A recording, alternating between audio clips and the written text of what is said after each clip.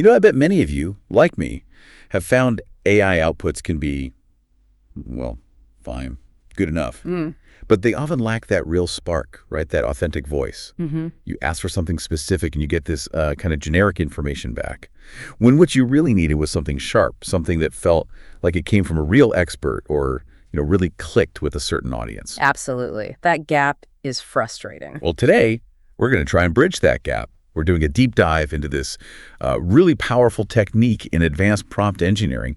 It can seriously level up your AI output. Yeah, it's a game changer for getting beyond the basics. Okay, so let's unpack this. The core idea we're exploring today is called role assignment and persona development. Right. Think of it maybe like method acting, but for your AI.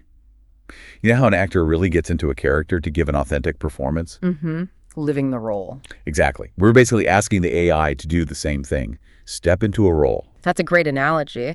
And by giving the AI a really well-defined role, you're essentially handing it a specific lens, a filter. Filter, okay. Yeah, a lens to view the information through and to shape how it responds. So instead of just generic stuff, you get these highly specialized, really targeted outputs. Gotcha. So the goal for you listening in is to learn how to get your AI to genuinely sort of think like your target audience or adopt an expert's viewpoint and crucially communicate exactly how you need it to. So, okay, I get the what, but why is this so powerful? How does just giving the AI a job title or a role fundamentally change how it works? What's actually happening, under the hood? It's fascinating stuff. It really taps into 4 key mechanisms that often fly under the radar. If you've been playing around with prompting, understanding this is like getting the keys to the engine room. Okay, lay it on me. All right. First, there's mental model activation. When you assign a role, like, say, senior marketing strategist, right, it's not just adding data. It's giving the AI a framework, a way to interpret everything. It accesses knowledge patterns and models associated with that profession, things a generic prompt just wouldn't prioritize. So connects the dots differently. Precisely. Second, it enables perspective shifting. The AI stops looking at the problem from a general bird's eye view and zooms in from that specific angle, like putting on different glasses. Okay, makes sense. Third, you get contextual relevance. This is huge. It means the AI isn't just grabbing every fact it knows about, say, marketing. It focuses only on what a senior marketing strategist would think is relevant for this specific task, like launching a new product. It filters out the noise. That filtering, I see how that combats the generic problem. Exactly. And finally, number 4, it drives communication adaptation. This influences everything: the tone, the specific jargon or lack thereof, the way it explains complex ideas. It all adapts to match the persona. So it's not just what information, but how it's delivered, filtered through that role. That's brilliant. That filtering must be key. It really is. Okay, here's where it gets really interesting for me, and I bet for our listeners too. Designing these roles effectively. Because, like I said, I've tried just tossing in a quick instruction, act like a CEO, and well, it doesn't always work. Right. Not all instructions are created equal. So how do we craft these roles? Where do we start to get that precision we're talking about? Yeah, this is where the art comes in. The absolute key is specificity. We've seen 4 real best practices emerge. First, specificity matters hugely. Look. Saying something like, act as a pediatric nurse with 15 years of experience in a busy urban hospital is just worlds better than be a medical professional. Big difference. Massive. The details matter: experience, background, approach. Second, expertise calibration. You need to consciously decide on the level: are you talking to a novice, someone competent, a true expert, or maybe even, a world-class thought leader? And that changes the output how? Oh, dramatically. The depth, the assumptions, the language. Third, provide contextual background. What's the relevant knowledge base? What specific experiences shape their viewpoint? Got it. Give them a backstory. A relevant one, yeah. And fourth, include motivation. Why does this persona care about the task you're giving them? What are their underlying goals or drivers in this scenario? That adds another layer of realism. Motivation. Interesting. I hadn't thought of that one. It can really focus the AI's efforts. And, for really complex stuff, you can even start layering these roles. Layering. How does that work? Well, you could have a primary and secondary role. Maybe one focuses on finance, the other on marketing. Or you could use sequential role switching, start as an analyst, then switch to a communicator. Oh, okay. You can even set up collaborative frameworks, like a virtual team of personas tackling different parts of a problem. Or, and this is powerful, intentionally include opposing viewpoints for a really balanced analysis. Think devil's advocate. Wow. Okay, so it gets pretty sophisticated. It can, yeah. It allows for really dynamic interactions. Okay, so we understand the why, the filtering, the perspective shift, and we have the principles for designing these roles: specificity, calibration. Now, I know everyone listening is thinking, okay, show me, let's get practical. What are some actual templates or examples people can use right now? This is where the rubber meets the road, right? Absolutely. Let's make it concrete. We can look at a few common templates. First up, professional role development. The goal here is pretty straightforward. Get the AI to embody a specific professional. Think consultant, lawyer, analyst. Okay. So an example prompt might start. You're a senior financial analyst, but then you add the crucial layers with 12 years of experience specifically in the renewable energy sector. Right, the specificity. Exactly. Then add more. You have an MBA from a top business school, experience with both startups and Fortune 500 companies. Maybe define their style. You're known for a pragmatic approach balancing risk and growth and how they think. You prioritize long-term sustainability metrics alongside traditional financials and communicate in a concise, data-driven manner executives can act on. Okay, that's detailed. It paints a really clear picture. That's the goal, not just a job title, but a profile. Now, another common need is audience perspective adoption. This is key if you're creating content for someone specific. Like writing marketing copy or explaining something complex. Precisely. So, for example, adopt the perspective of small business owners who run local retail shops with 5-15 employees. Then you define their context. They have practical day-to-day knowledge, but limited formal training in digital marketing. Their pain points?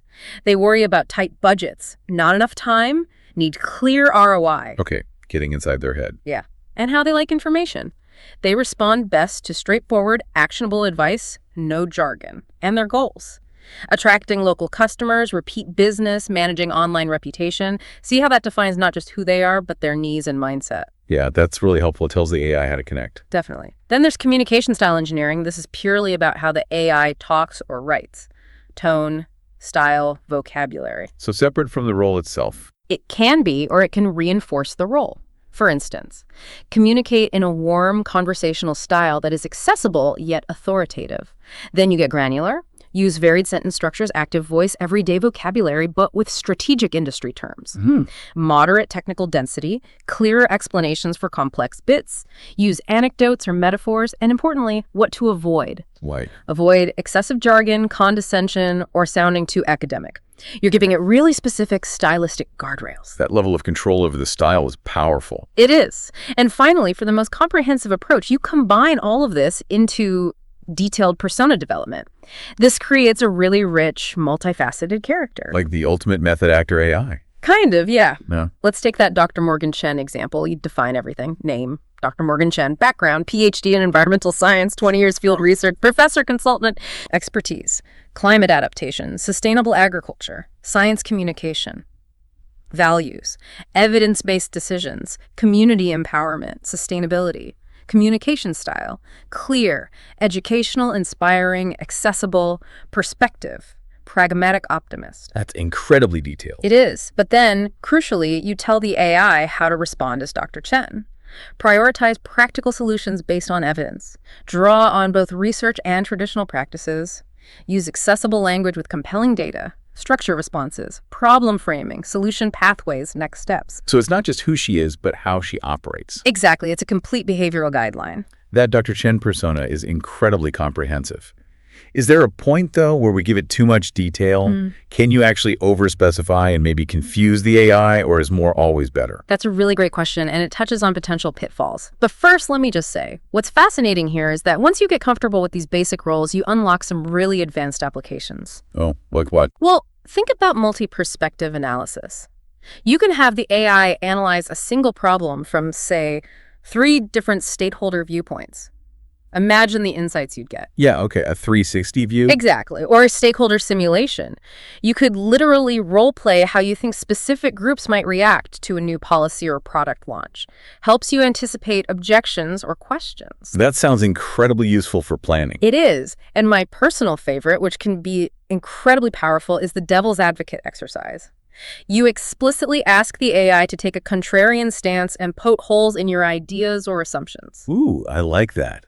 Force yourself to see the flaws. Precisely. Imagine it catches a critical flaw in your business plan before you launch. That's huge value. Those are powerful uses, definitely beyond just getting a better written email. Okay, so this all sounds amazing, but like you hinted, I'm sure there are traps. What are the common mistakes people make? What should we be careful about? Yeah, this raises an important point because it's not always smooth sailing, especially at first. There are definitely pitfalls to avoid. One big one is stereotyping. Ah, right. You want nuanced personas, not shallow caricatures. Make them believable.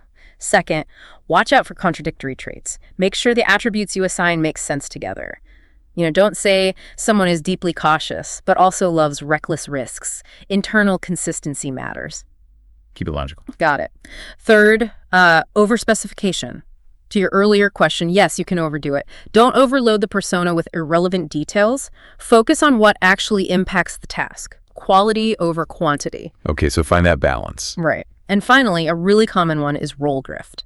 Especially in longer conversations, the AI might start to forget its role and revert to a more generic mode. Yeah, I think I've seen that happen. It starts strong, then kind of fades. That's it, exactly. You might be talking to your pirate captain AI, and suddenly it starts sounding like an accountant. That's role drift. So how do you fight that? Well, that's where optimization comes in. Things like role reinforcement, just gently reminding the AI of its role mid-conversation can work wonders.